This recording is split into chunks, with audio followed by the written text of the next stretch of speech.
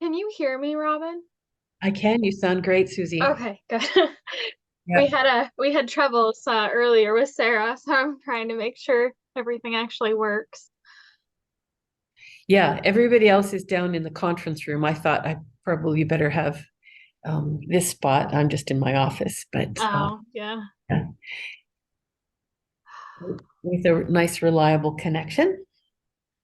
Yeah. Well, I mean, I'm like 2 feet from the router, so hopefully hopefully it'll work. I think you're going to be all right. Okay. Yeah. All right. I don't have my video on. Oh, there we go. Okay. All right. There you are. Good. Nice to see you, if even in a little box. I know. I know. I'm kind of kicking myself for not going to Syracuse, but I think we'll just have to find a different time. We'll find another time to celebrate you. Yeah. I know I'd said to Tusha the other day, I said, oh, and we just have to have a great party for Susie. And she said, she's not coming, is she? And I thought, like, oh, right. Oh, Yeah. it is so weird to be doing it sort of remotely. Just all of it, I don't know. I'm sure it'll feel a little bit like, oh, okay, that's it. But Yeah. oh Yeah. well. Yeah. Yeah. Well, we'll just postpone the party. That's all. Yeah. Do you know of anyone else who is looking at defending this semester? I don't. Okay. Um, from the cohort, you mean? Yeah. Yeah. Nope. Okay. Nope. I was reviewing the defense thing and it said that you could bring one person.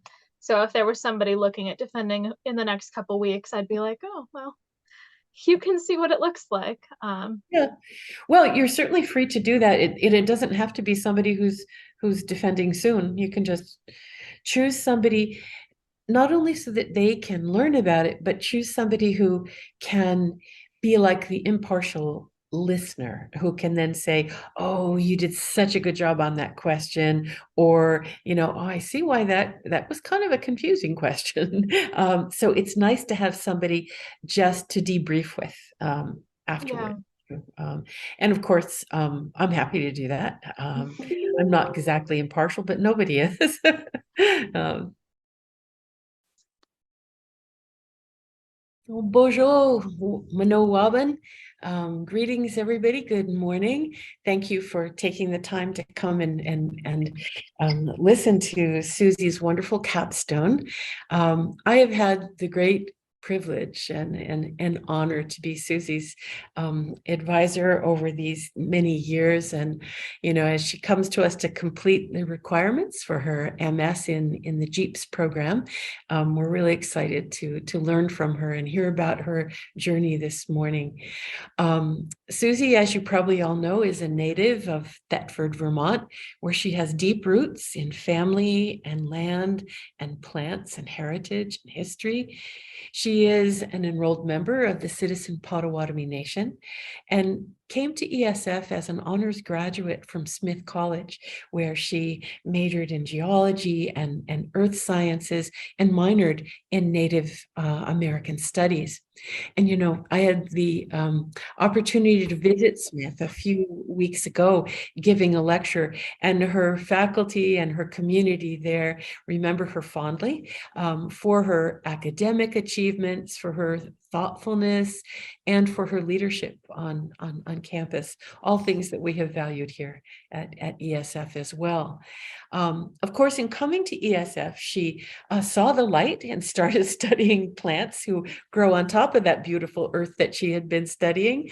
Um, and I just admired and marveled at the time the mastery of a steep learning curve from into ecology and into botany and ethnobotany as well.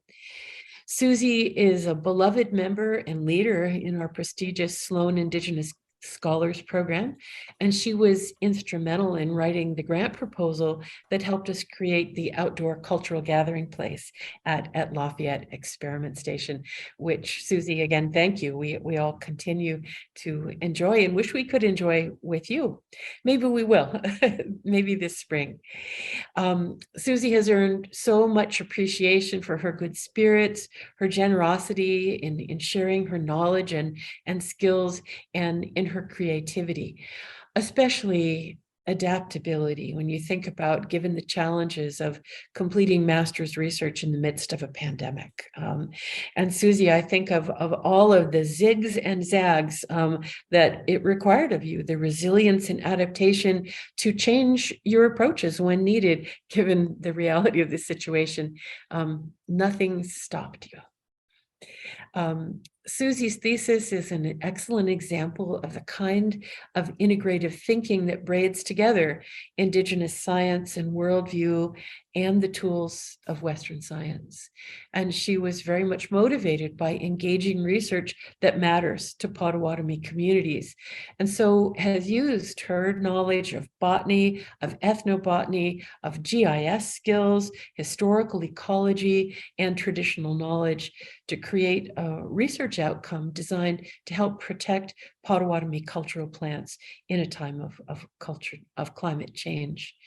And Susie is currently working as a conservation project manager for the Upper Valley Land Trust in Vermont, putting her skills to work on protecting land and culture.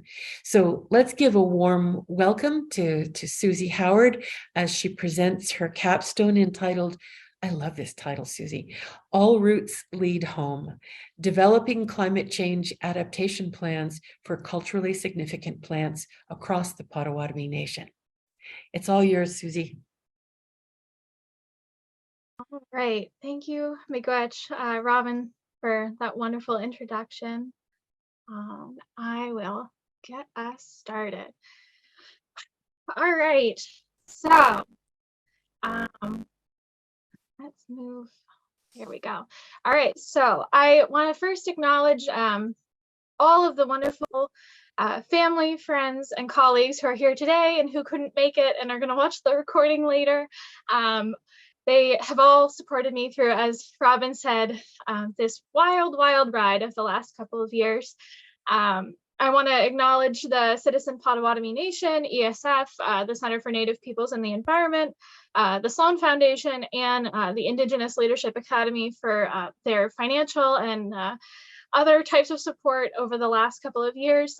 Without their help, there's just no way I could have made this all work. And the bottom left-hand corner is just a little collage of the 4, maybe 5 seasons of good old Vermont. And it's been my home for the last 26 years, and it was really important for me to be able to come home and be surrounded by family and familiar territory throughout this crazy time. And I appreciate everyone's understanding as I answer emails at all hours of the night and make all of this work wherever we are. So to start us off, this project started back in August of 2019, just before I joined the first cohort of Sloan Scholars at SUNY ESF. There is an annual gathering of Potawatomi nations. That year it was at Wissahickon First Nation. And there, Dr. Kimmerer and Kaya Deerenwater and other Potawatomi leaders led a discussion with plant knowledge holders and lovers about how we're experiencing climate change related to our cultural plants. And among all the wonderful opportunities for cultural revitalization that are already going on, there was a consensus that there has been a diminished ability to transmit cultural knowledge between generations, diminished access to our cultural plants, and an observed loss of opportunity for self-reliance in a changing climate. And after the last 3 years of the pandemic and all of the social and political and economic unrest, it stands to reason that self-reliance, among many things, is really critical. So at this meeting, the Potawatomi Plant Protection Network was born.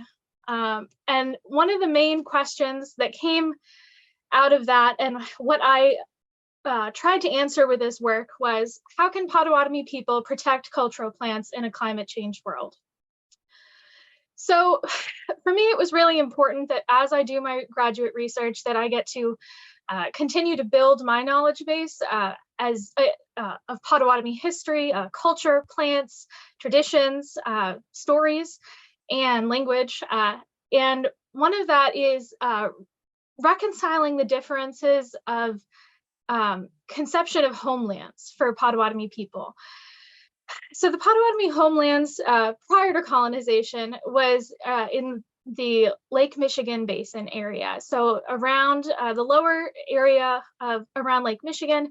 And this is a map from the Native Land app that is defined primarily from colonial documents, including the many treaties that Potawatomi people signed. But it does really encapsulate the heart of Potawatomi homelands prior to the settlement of what was then called the Northwest Territories. So the Potawatomi Nation is actually made up of 11 different Potawatomi nations today. And that is the differences in conceptions of nationhood definitely have created some challenges in data and communications during this project. There are 4 nations on the north side of the international border in southern Ontario, including Bekeshwanong, or Walpole Island First Nation, the Chippewas of Nawash Unceded First Nation, Wasauksing Perry Island First Nation, and Chimnasing Beausoleil First Nation, as well as 7 on the southern side of the border, Hannahville Indian Community up in the Upper Peninsula of Michigan, Forest County in northern Wisconsin, Prairie Band in Kansas, Citizen Potawatomi in Oklahoma, Pokagon, Matchi-Benashewish, Nottawassippi, all in lower Michigan. And this wide range of geographic wide geographic spread is a direct result of colonization. So prior to colonization, the Potawatomi shared this region with a plethora of other communities, and therefore there are similarities in cultural practices and traditions, all rooted in the earth of the Great Lakes region. However, the Potawatomi existed as a network of villages across the region. These are just some renderings of various villages in the region, as well as some trails that show how Potawatomi people got around. And they do align fairly well with current roads today. And many of the villages are still towns that were then settled by white people moving west. So diaspora. Potawatomi people have been spread all over the US, and today we persist all around the world. As you can see, some Potawatomi were able to maintain their homelands in and around lower Michigan. Some went north to Wisconsin, and some escaped into Canada to live with other Three Fires Confederacy communities, including Ojibwe and Odawa. And then some were given temporary lands in Iowa, Missouri, Kansas, and then Oklahoma, all as a result of treaty making. The Potawatomi have signed at least 44 treaties, and with that came with annuities and various land holdings, most of which were taken away at some point or another. And it is under that, so that has really complicated the depth of knowledge that some folks have. For people who live or are descended from citizen band Potawatomi, there is a challenge of having experienced a form of climate change so early in our past that it makes it really hard to grow there today. Sorry, I have a person who keeps coming back and forth on our Zoom. So some of the cultural practices and traditions that continue to persist today among Potawatomi people where they can are the practice of sugaring, which we're doing here in Vermont, as well as across the Great Lakes region today. Black ash basketry and harvesting of wild rice, agriculture, as well as wild harvesting of medicines and utilitarian plants, as well as foodstuffs. And all of these practices are deeply endangered by the fact that many of the plants that underpin these traditions are at high risk due to climate change.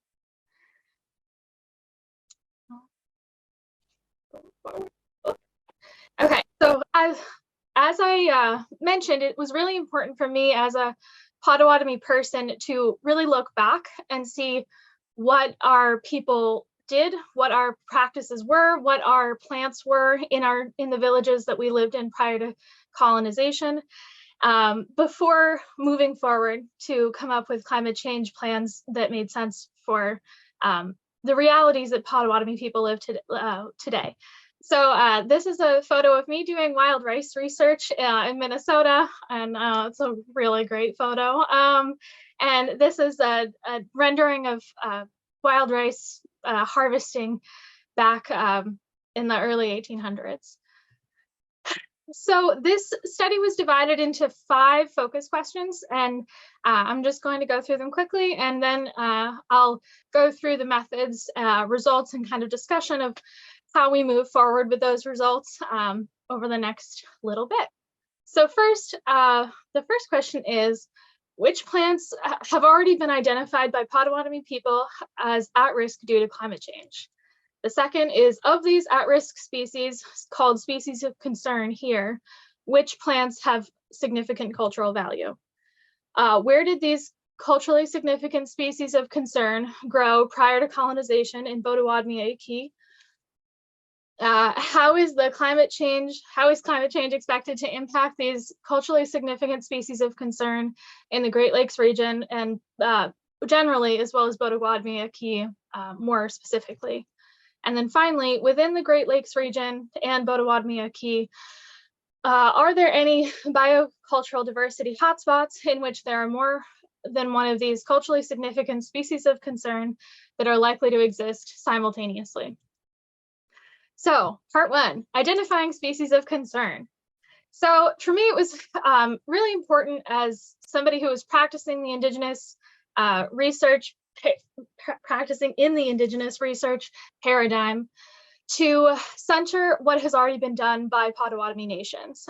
There are quite a few Potawatomi climate change documents, whether they're vulnerability assessments, adaptation or mitigation plans that already discuss the plants that we're concerned about due to climate change and suggest how they're working to maintain those plants, restore them on their particular land bases. So I took all of those and took all of the references that to species, as well as any species of concern lists that existed in those species, to create, or in those documents, to create a species of concern database.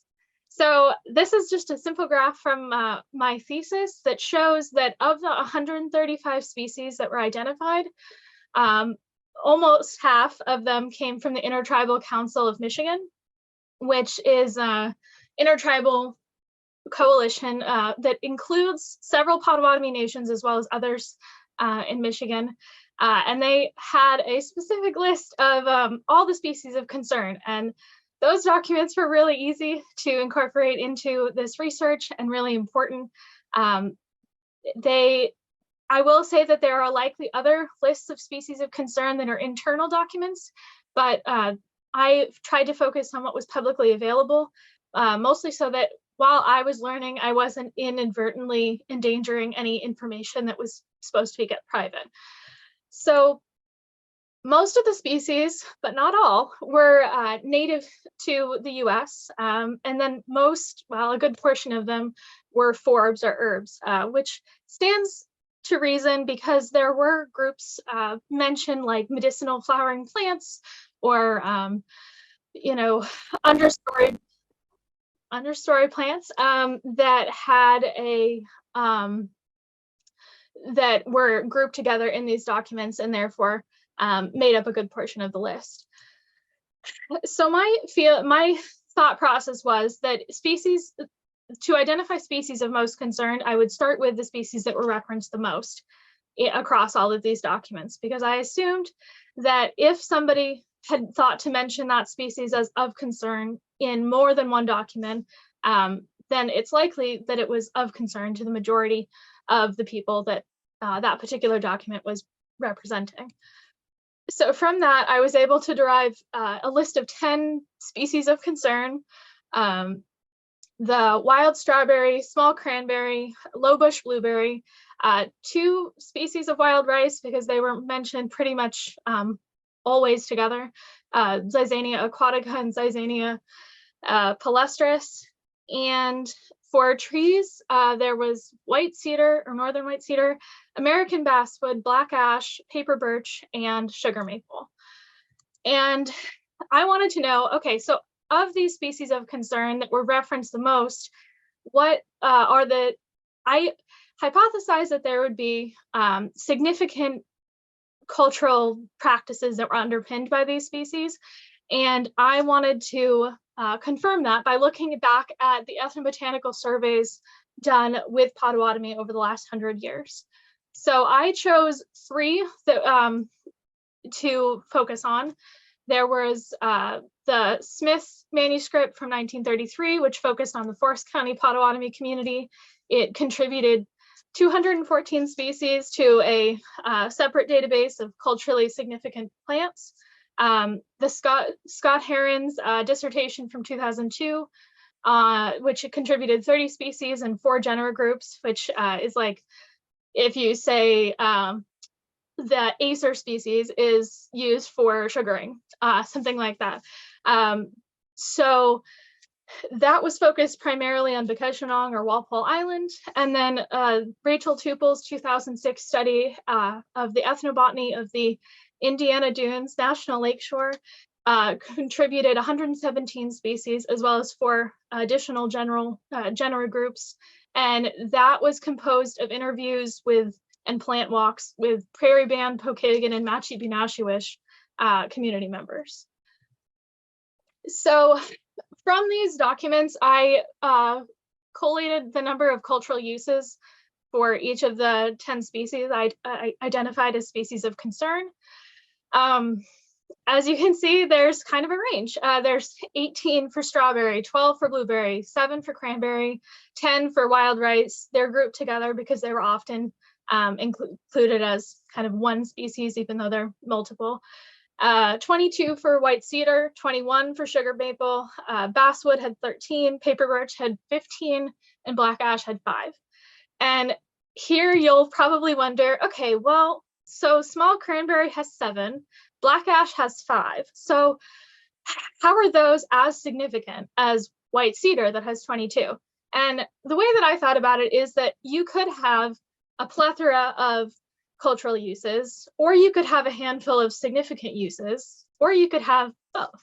And I think that's probably what happens for sugar maple or white cedar, where white cedar is considered one of the 4 critical medicines of the Potawatomi. It underpins a lot of ceremonial practices and traditional stories, but it also has a lot of utilitarian purposes, whether it's medicinal or culinary. And in my thesis, I actually divided these cultural uses based on how they were referenced in these surveys into 5 categories: culinary, economic, medicinal, sacred, and utilitarian. And for some, they're kind of both. Something like wild rice is a culinary, has a culinary use, but also has an economic use, but also has a medicinal use and also a sacred use. It gets complicated. For me, it was more important, instead of divide, it was more important to lump together. I really wanted to honor that there was a variety of uses, and that while they might be similar, because we're looking at 11 some odd nations and a lot of different Potawatomi perspectives, that the more the merrier. So from that, I got some wonderful advice from a committee member that I needed to find a creative way to share some of this information. And this is our first shot. I would really like to bring together all of our plant knowledge as we go, to create kind of a artistic, but also ecological, but also cultural way of looking at our plant knowledge, so that somebody could conceivably be learning about Potawatomi plant culture wherever they are. And then, you know, when they go out on the land, they kind of have a backup resource to help them move along. So this is, just zooming in on the one that I just had. These are pictures of, for example, basswood. This shows you kind of what basswood looks like out in the wild, as well as what it looks like, for example, in our archives. So this is basswood's used as cordage. So this is a woven bag. There's cordage actually down in the bottom here, and then it's often used to hold together parts on a wigwam. So that's kind of a macro view of what it would be used for. And down below, I just showed a little bit about the habitat that you would expect them to be in, some of the cultural uses, and what really got me excited was the related cultural species. For example, with a wigwam, you're looking at paper birch, maple, cattail, even elm being used as components of a wigwam. And I really wanted to start looking at these species as species in, you know, a team, not so much as singular items, but how they work together in tradition, as well as how they work together in nature. And, you know, are there species, are there traditions where the species tend to grow together and then they're also used together? So that's kind of where I'm hoping to go with that, as we sort of remap our conception of where these species live, both in our culture and in the natural world. So part 3, I really wanted to know where these species were growing in our homelands prior to colonization. I felt like it was really important, before I start looking at where these species are going to be growing due to climate change, we have to look back and see where they were growing in relation to our villages, and if those villages have persisted today, whether the biodiversity has also persisted. So I pulled together the land covered data sets for the 5 states that are included in Potawatomi Key, so Illinois, Indiana, Wisconsin, Michigan, and Ohio. And I had to pull them together because there actually is no regional map of what natural vegetation actually looked like prior to colonization, beyond a very zoomed out version that was made in the 1970s. So these maps are based or derived from the General Land Office survey plats. And over the last 100 years, some very intrepid ecologists have actually gone back and looked at all of the vegetation that was used as markers for towns and things like that, where the water was, to try and remap where the vegetation and habitats were prior to colonization. Granted, most of this information was used to then commodify the land. The General Land Office was quite literally surveying off towns to be sold to the highest bidder. They were determining, you know, the value of the timber that could be used to, you know, fuel the settlement of the Northwest Territories. So there are some colonial constructs to really reconcile with this information. But what I did was I took all of the habitat types or land cover types or vegetation types that were included in each of the states, and I determined which one of those was representative of the culturally significant species of concern. So I'll show you an example. This is monoman or wild rice, and I had to basically pull out anything that was related to water, and that would reference the habitat for wild rice. Unfortunately, they weren't really focused on mapping the hydrology of the Great Lakes in those particular surveys. So this may be a little bit reductive. As you can see, Indiana's is not very specific. They only had, I think, 4 or 5 land cover types, whereas Michigan had 44. So that is good and bad. It was a little frustrating to kind of parse through different types of swamps and hope that maybe I was close in terms of which habitat was representative.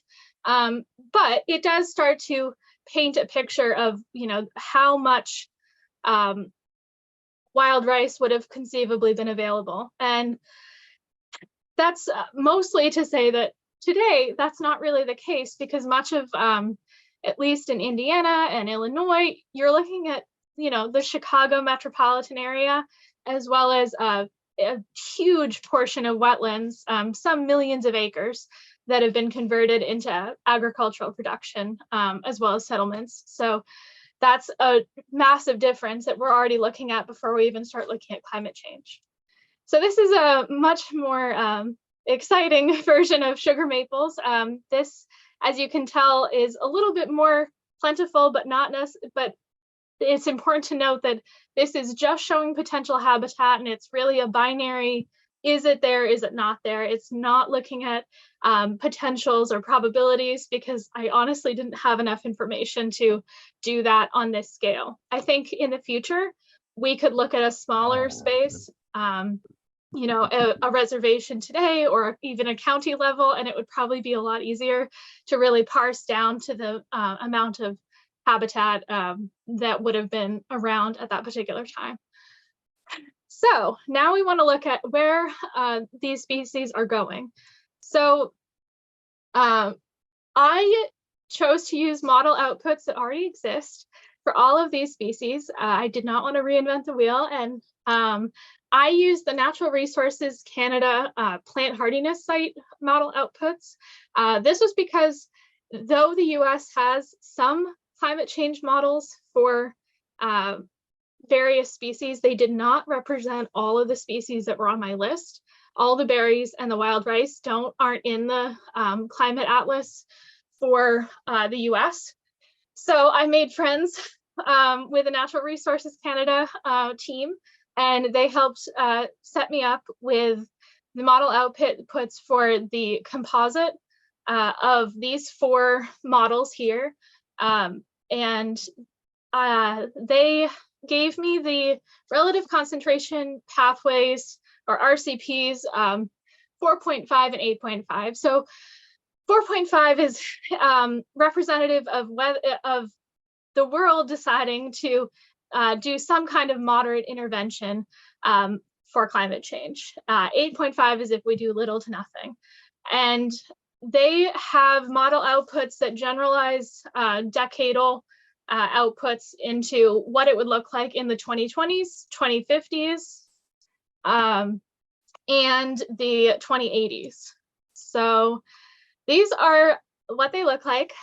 So this is, I pulled these into ArcMap, and the top of this is what I got from them. I did have to do a little bit of reclassification so that you can see that it is, they had them as 1, 2, 3, 4, 5 through 10. I moved them so that they were 10%, 20%, 30%, so it's a little easier to read. As you can see, this is for sugar maple, very much more probable for it to occur in the north, but it's still pretty plentiful under RCP 4.5 right now in the 2020s era. And then as you go to the 2050s, it definitely dissipates. There's still kind of a heart of, you know, maple in and around Lake Michigan. We have the Forest County and Hannahville, as well as our Canadian First Nations well represented. But then, you know, even under RCP 4.5 by the 2080s, you have significantly less sugar maples likely to occur. So that's disheartening, especially when this is, if we, you know, made a moderate effort to do something about climate change.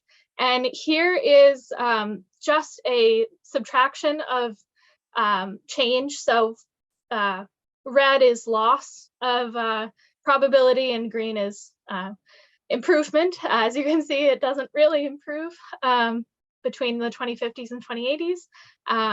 But this is kind of this is a side-by-side comparison of what RCP 4.5 for sugar maple looks like, as opposed to RCP 8.5 for sugar maple. And as you can see, they basically were looking at similar coverage for the 2050s in 8.5 as the 2080s, more or less. But then by the 2080s in RCP 8.5, you have next to no sugar maple potential occurrence. And you know that there's some in and around our First Nations, but it does beg the question of what is our opportunity for restoring these species and establishing, you know, a land base or something to improve with cultural revitalization if most of our cultural species aren't actually going to live in our traditional homelands. So this is a very simplified version of the species that are likely to occur versus not occur in our homelands by 2100 under both scenarios. So unlikely to occur is paper birch, low bush blueberry, small cranberry, wild rice aquatica, and then black ash. And that does kind of track already. You can see a limited number of paper birch. This also doesn't factor in the impact of emerald ash borer on black ash, the hydrological changes in wild rice beds, and other sort of separate impacts that are kind of exacerbating the impacts of climate change. So the species that are potentially likely to occur near or near one or more Potawatomi nations by 2100 is wild northern white cedar, sugar maple, wild strawberry, and wild rice palustris, interestingly enough. And kind of the one bright spot in the dark room is that American basswood is, you know, looking like it'll be okay and will be plentiful throughout 2100, which is fascinating and very much unexpected. So I really wanted to look and see if, even though these are sort of sad results, whether there were hotspots of these culturally significant species of concern across the Great Lakes region throughout time.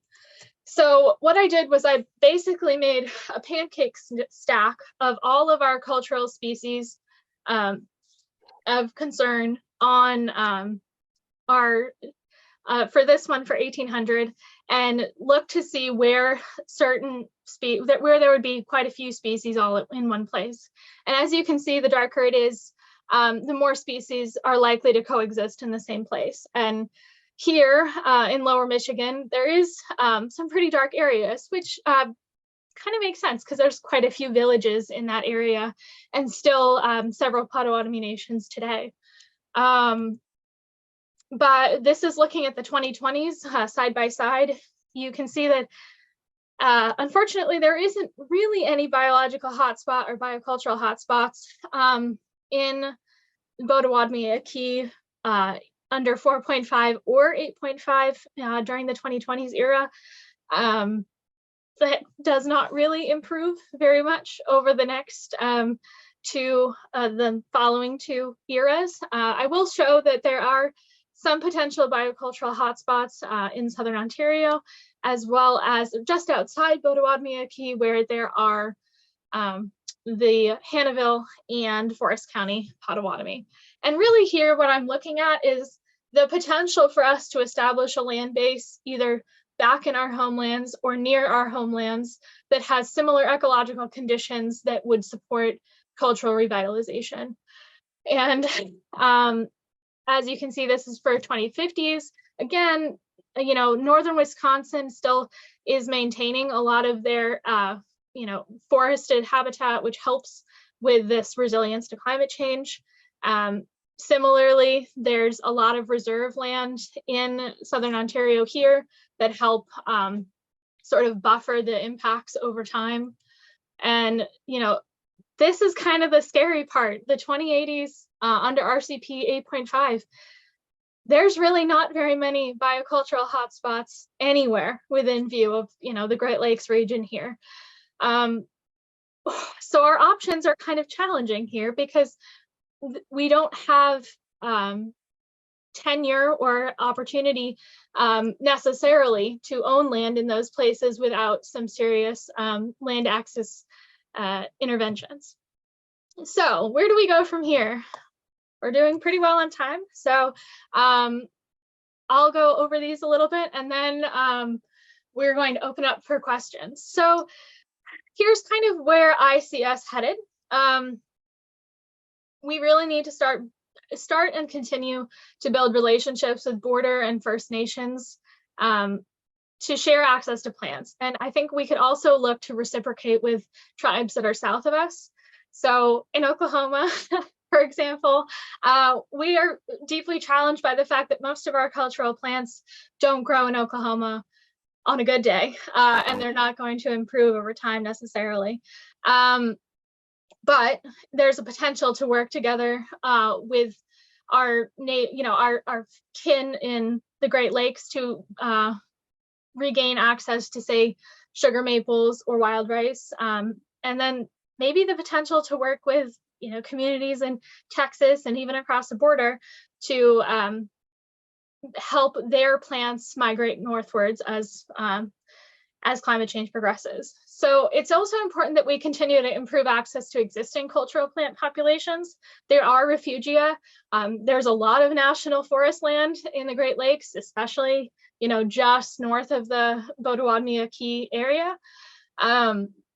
We need to advocate for the protection of intact habitat and biocultural restoration for disrupted landscapes, including the reintroduction of traditional stewardship practices. We've seen a direct rise of using cultural burning as a way to manage, blueberry fields and things like that. I think we can only do more with that. And it is, coming off the curtails of a very long history of repressing those practices, but we're uniquely poised to move forward and move better in that direction.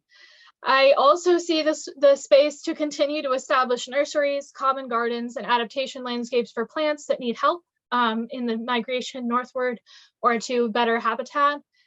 This also creates on-the-job and cultural training in the stewardship field. This is an area that has a very aging workforce and not a lot of people coming into it. There's an opportunity where so many Potawatomi nations already have infrastructure like greenhouses that can be used in an interesting way to help our plants either migrate or survive climate change. Lastly, I think it's really important that we continue to keep doing research and building our network of knowledge holders, teachers, and learners across the Potawatomi Nation, and keep showing up at venues like Gathering of Potawatomi Nations to hear from our people and what their needs are, so that all of our work is being responsive and actually helping the people who need help. I think it's really important that we don't do this in an echo chamber. So with that, I would like to say miigwech and thank you so much for listening, for taking time out of your day, for all the people who've helped me supported me through this. I really couldn't have done it without you. And with that, I'll open it up for questions. I think it's if you'd like to either add them to the chat or I guess unmute. I would love to answer your questions. Thank you very much. Susie, miigwech for such an interesting presentation. A wonderful job.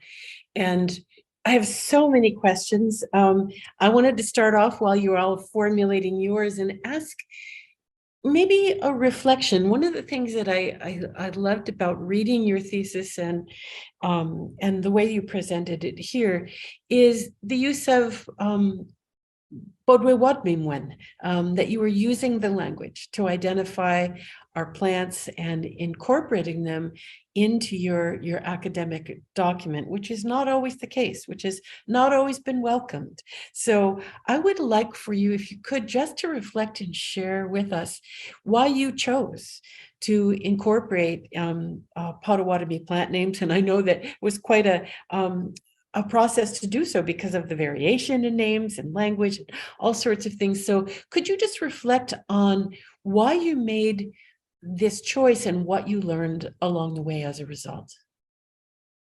Sure. Okay. So, thank you for your question. And I would agree that it was a little bit challenging at times. We have, as I said, 11 Potawatomi nations who are all revitalizing our language simultaneously. We're all using different reference points and similar in some cases, but not always. I had the wonderful opportunity to meet with somebody who's a part of a similar collective of Potawatomi language revitalizers. And it was really enlightening to me that one of his suggestions was do what you can. As much as you can, include the language where it makes sense. Part of this whole goal of restoring culture of plants is certainly, the ecological impacts, the impact, the improvement of wildlife habitat. But another large piece of it is revitalizing culture, and part of culture is language. And so much of our traditions are wrapped up in the stories and the language around that. I apologize, there is a train going by. But I really wanted to continue to bring the language back into conversation with our Indigenous science. I think that too often we tend to sort of silo them because they are siloed. Often in Western academia, you have kind of the humanities and the science, and bringing them back together isn't always easy. So I think that for me, it was really important to do what I could. I'm not fluent, not even by a long shot. I think a lot of us are probably in the same boat, and it's a day by day improvement, I think. And I do apologize to my ancestors for any butchering of words and names. I'm sure it happened. So do we have another question?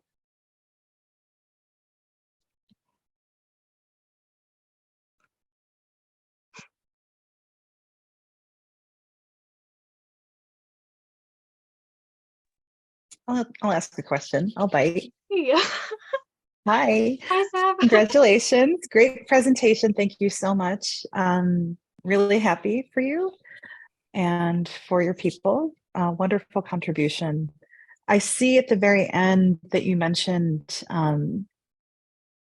creating access to land, or thinking about how the position of some of these hotspots could be potentially close to land that could be potentially rematriated. Just wanted to talk or ask a little bit more about that, and if you have any more thoughts around land access and how this work can contribute to that. Sure. So obviously, Steph, you have a lot of experience in this world. So I very much appreciate your question.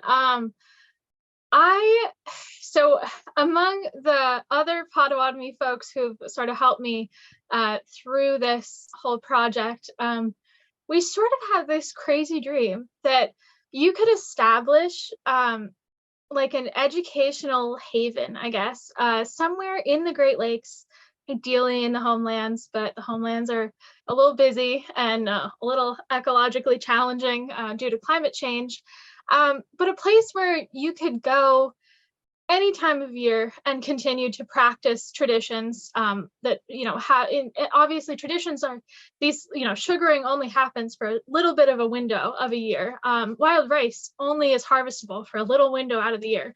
So if we had a space that kind of brought together, our wild rice rivers and streams and, a sugar bush, and had some arable land where you could be growing out, our traditional beans and squash and corn, tobacco, whatever. You could kind of create either that as kind of your cultural revitalization hub, or you could establish multiple hubs throughout the region and establish these common garden experiments where you could be helping these plants kind of move northward as you go. These places would be kind of an extension of what happens annually at the Gathering of Nations. It would be an opportunity to practice the language. You could speak, Potawatomi exclusively. It would be challenging, but you'd learn fast. I think that you'd have the opportunity to learn from, intergenerationally. You'd have elders who could come and be in residence. You could have, land managers who really want to learn how to actually manage land in order to go back to their community. There's so many opportunities where you could really kind of walk the walk. And I think we're almost there. It's just finding the right place, finding the right confluence of people and ideas and resources to make it happen. We have kind of casually explored opportunities of working with various land conservancies in the region. We've started to build relationships with the now Midwest CASC, the Climate Adaptation Science Center, various universities, really looking at who owns land, who has land that isn't really being used for any particular purpose beyond potentially just growing out timber, and maybe looking at how bioculture restoration can play into that practice. So that's kind of the big dream. And hopefully with that, it probably won't happen in my lifetime. Maybe it will, but I think we always need kind of big dreams and little dreams to sort of figure out where we want to go. So. Any other questions? Oh, Catherine/Neil. Hi. Hi, Susannah. Great job. Great job in the presentation. And it's just been wonderful to read your thesis. Really, really good job. Yeah, and I, like Rob and I, have a lot of questions. I'll save most of them for the defense, but I'm just wondering, just such great work. How do you see yourself sharing this with, these 11 scattered Potawatomi nations? I mean, would this be maybe a presentation at the gathering, or, those biocultural, I forget what you call them, those little fact sheets, like maybe those could be available online. I mean, how do you see that happening? Sure. So first off, my intention is that once my thesis is defended and any revisions are made, that I will be sharing the final document with all of my collaborators, folks that I interviewed kind of informally, as well as natural resource departments at each of the nations. Some of them were really helpful in getting PDFs of their climate change plans and taking the time to sort of talk to me about where they're going with their climate planning and where, a collaboration might be valuable. I do intend to do some scientific, conferences. I have been really pushing towards going to Indigenous focused ones. There's a great community at ESA, the Ecological Society of America, that really, it's a kind of a growing crew of people who are doing similar work. There's the climate change conference that happened last year that happens biannually. And there are other kind of smaller groups of people who are gathering that I'd like to kind of get into conversation with. One of the things I realized when I was working on the wild rice project at the University of Minnesota is that there are other wild rice projects happening all across the Great Lakes region. And I just think it would be so cool if all of those collectives were really talking to each other. And they are to some degree, but I think that's kind of the collaboration we need to be looking at in order to make the resources go a little farther. I am planning on going to gathering this year, provided I can get time off from work. And I do hope that we continue to meet as the Potawatomi Plant Protection Network and keep moving that work forward. It's hard though. I mean, we're all so busy. We all are, we all have full-time jobs. Some of us are in academia. A lot of us have families and other concerns. So I think, we have to sort of do the thing of reserving, a time consistently where we all meet and we all keep, plugging away at these things and deputizing various people to kind of run with it, whether that's finding kind of the next me to join the Sloan cohort, or somebody else, to keep moving these research questions forward. And maybe there are other venues besides academia that make sense for some of this research to happen kind of on time scales that make sense. So I hope that answered the question. Any other questions?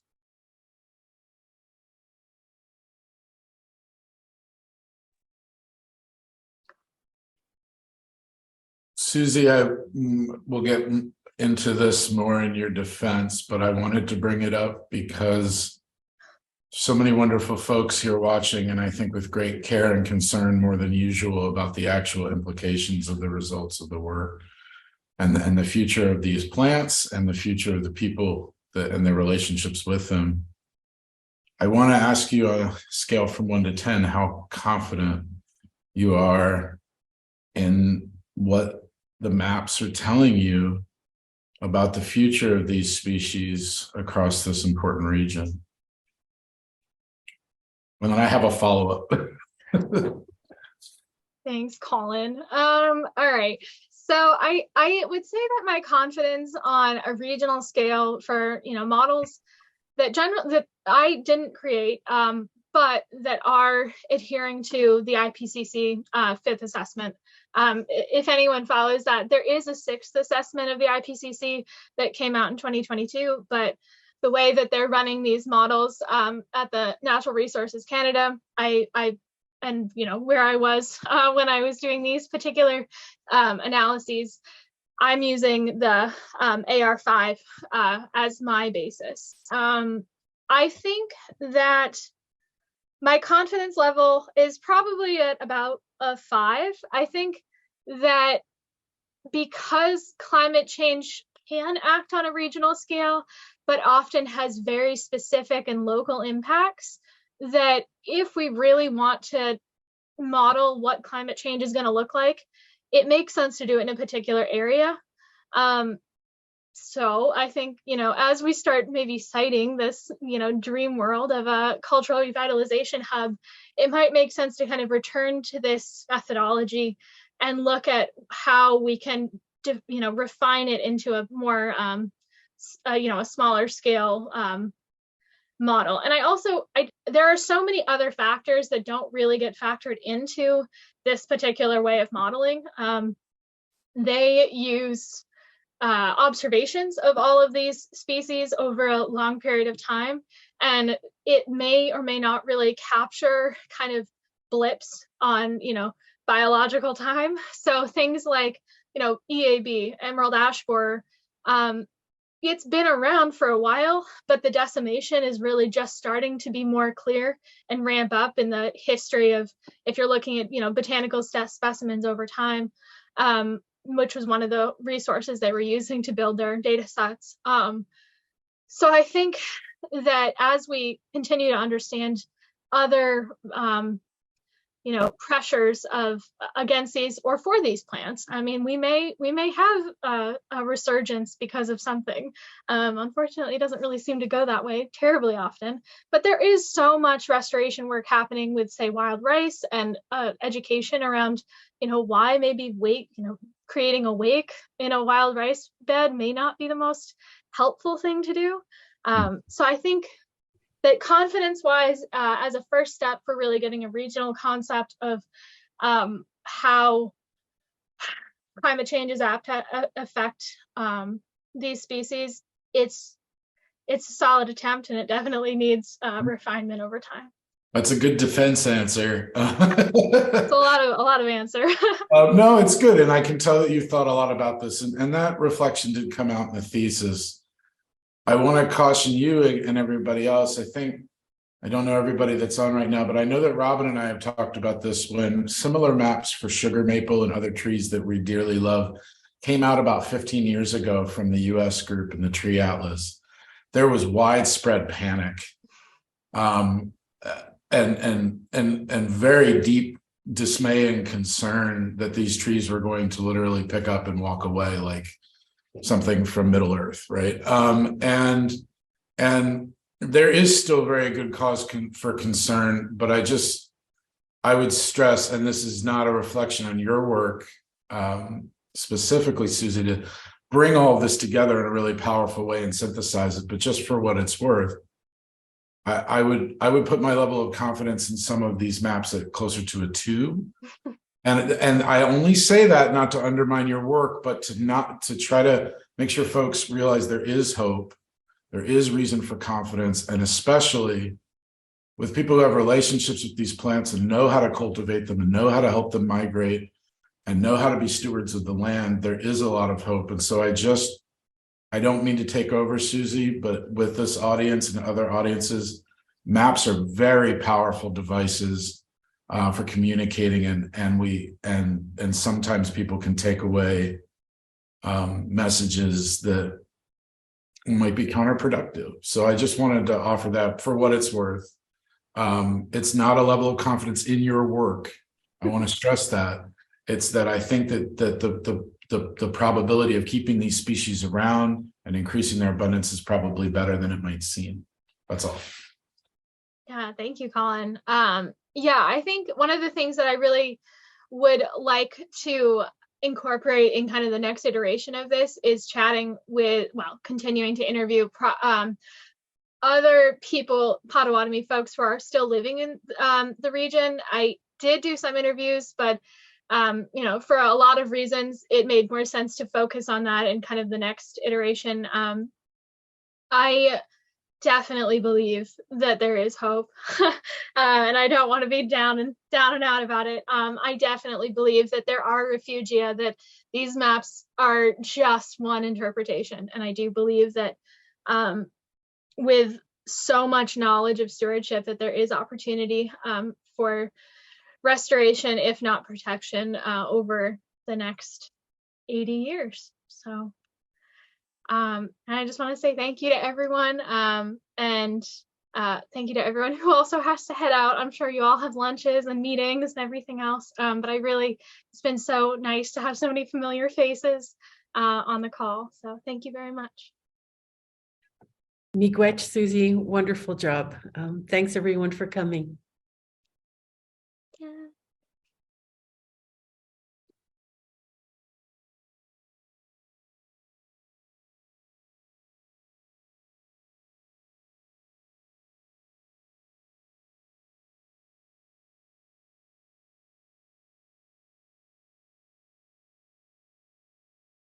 Okay. Are we alone? I think so. I just removed my mom. So all Susie, right. great job. Oh, it was so well done. So well done. Oh, thank you. You know, given your challenges, you said at the outset of condensing all of this, you did a great job of choosing, you know, good examples and putting it all in context.